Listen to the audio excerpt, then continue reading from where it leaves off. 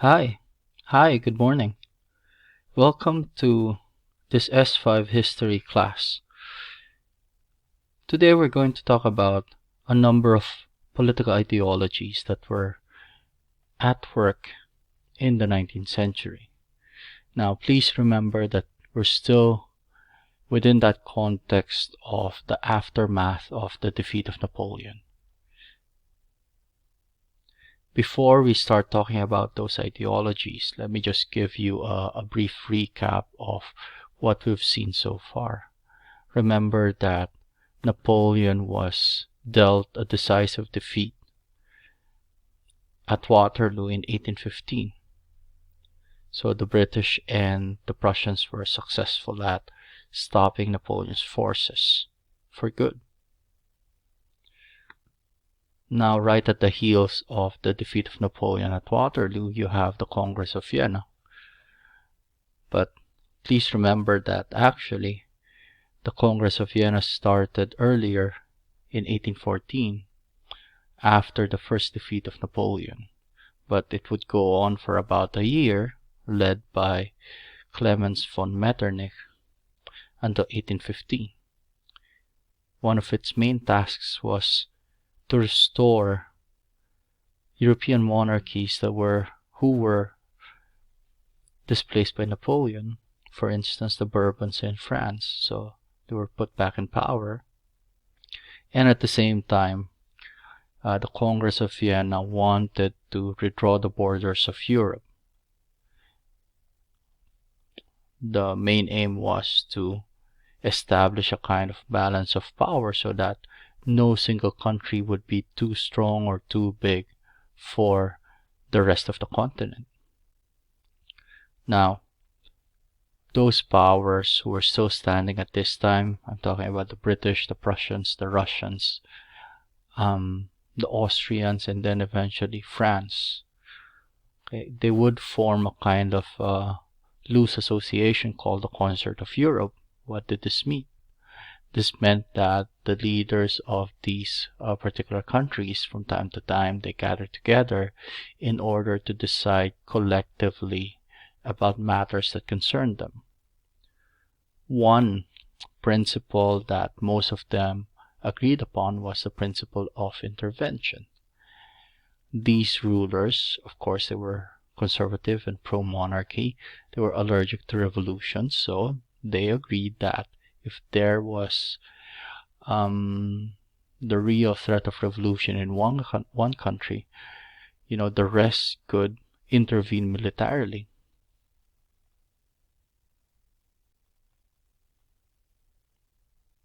Now, if you were at the Congress of Vienna, you were probably a conservative. Okay, not everyone, but you were probably somebody who subscribed to this philosophy. What is conservatism?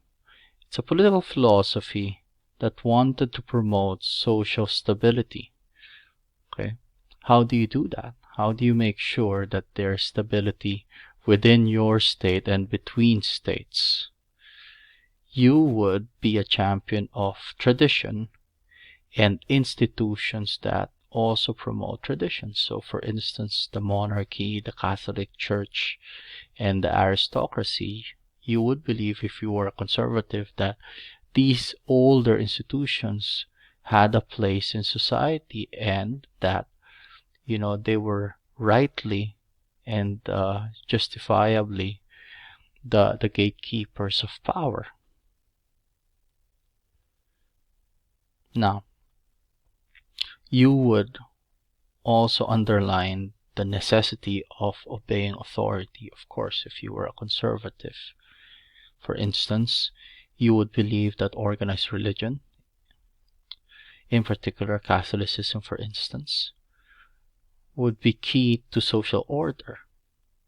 If you were a conservative, you would be distrustful of any revolutionary ideas or any attempts at revolt. You would be very wary of nationalism, and you would probably reject any demand for individual rights, greater freedom, or the idea of representative government. As you can see, operating upon the philosophy of conservatism, people who went to the Congress of Vienna, they wanted to contain the forces that were released by the French Revolution. So basically, something like turning back the time and restoring the old order. Now, I said in the beginning we were going to talk about different forces. Not all of these forces were consistent. They didn't always agree. So as you can see here, for instance, liberalism is another political ideology, some aspects of which would go against conservatism.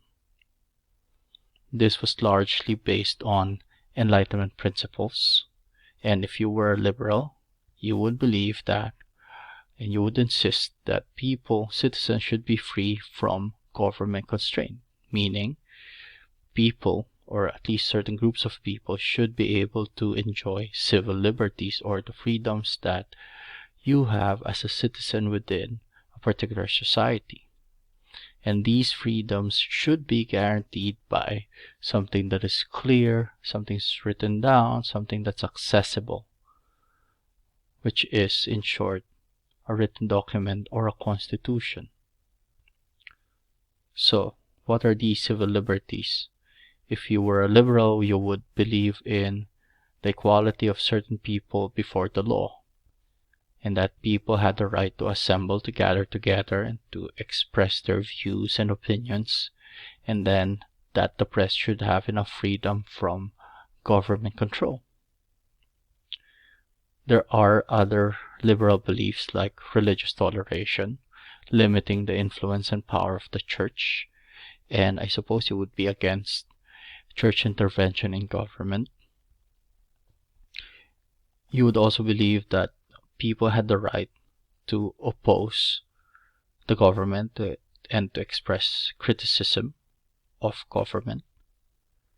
You would believe in laws being written, being proposed by chosen representatives, and like I said, you would favor a written constitution. Now, it has to be made clear that if you are a liberal, you weren't necessarily a Democrat. You wouldn't necessarily believe that everyone had the right to vote. Okay? You would probably favor a limited monarchy that is subject to the rule of law. So if you were a liberal, you would probably say that only certain groups of people have the right to vote, namely those people who have property, who could actually contribute to the economy, to society. Now, another political ideology that was at work in the 19th century was nationalism. This was actually a very powerful force. It was rooted in this growing awareness that, certain groups of people actually had similarities. They shared certain things in common. For instance, traditions, language, customs, and as such, because they shared these things, a nationalist would believe that, groups who share these things would have the right to govern themselves. If you were a nationalist, you would say that,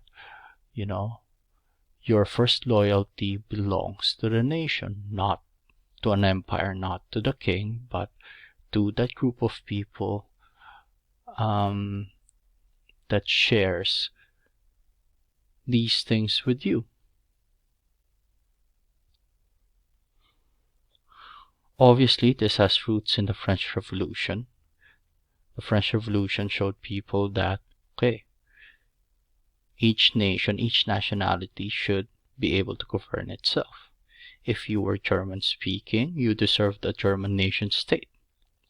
Why do we need multiple principalities, kingdoms, and smaller states when, German speakers could unify and create their own, a single German speaking nation state governed by Germans? Or the Hungarians, if the Hungarians had their own culture, language, traditions, why is it that they were governed by the Austrians, who obviously belonged to another group? So, from the point of view of nationalism, the Hungarians had the right to form their own government. As you can see, nationalism was considered to be a threat by empires, by big multinational empires like Austria. Because if you gave the Hungarians what they wanted, then that could mean eventually that the Austrian Empire would have to split up, would crumble into different nations, different groups of people, wanting their own government, their own territory, their own nation state. Now, I hope it's clear that nationalism and liberalism, they're different forces, at least conceptually. But once they came together, they constituted a powerful force.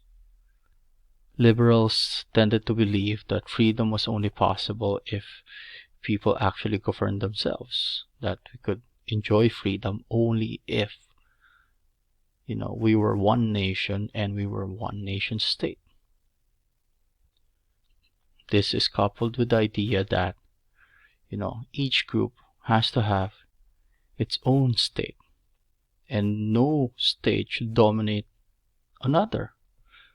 No state should be forced to obey another state, another group of people with their own culture, traditions, norms, etc.